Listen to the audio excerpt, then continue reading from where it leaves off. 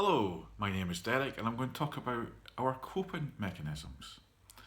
Now, one thing that I've learnt in life that if we choose the wrong coping mechanism, or we have a learnt behaviour from someone else, what we do in a crisis, i.e., we go to the pub, have a few drinks, and try and drown our sorrows, which is not always the best way to deal with situations.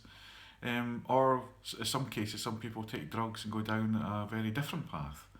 And I've learnt over the years that we have to look at all the options we have in front of us for coping with difficult situations.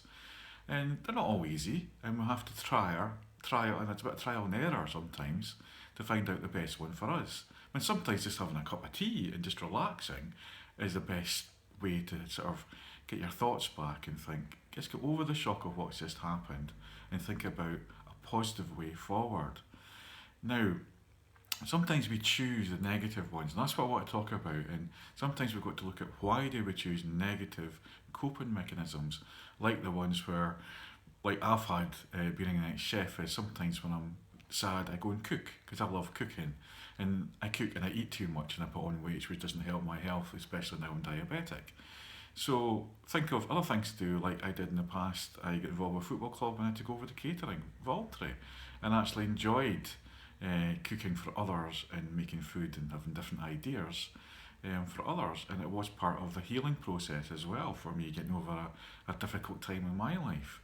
Um, Now, when we take control of ourselves and take control of the situation, we find there's lots of different ideas out there, and we can go on look at CBT, which is cognitive behavioural therapy, and NLP sort of classes, and be around people who are positive and who've went through similar things to ourselves. And like for example, say you're looking for a new partner, you've just finished a difficult relationship, and what am I going to do? You're kind of lost. And I've got a really good blog on Find My Dream Partner. But for example, I had someone who loved being around people. She was very tied down to her work, and it was very engineering based, and it wasn't the type of people she wanted to meet. She loved reading books. So I says, well, why don't you go and work voluntary? I seen an advert in a wee shop in Aberdeen on a Saturday morning or something, a couple of hours of looking for volunteers. And I never heard from her for about 3 months, and then for 3 months later she said, I've met the man of my dreams. Where? In the bookshop where you told me to go, where we told to go.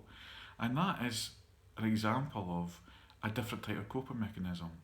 So this blog is all about looking at options, do a bit of research yourself, and if I can help you in any way to find a better coping mechanism or getting rid of these negative learned behaviours of how we cope in situations, then give me a call, text, email, whatever, and book a life coaching session, which is a fantastic way to look at different options for the way forward.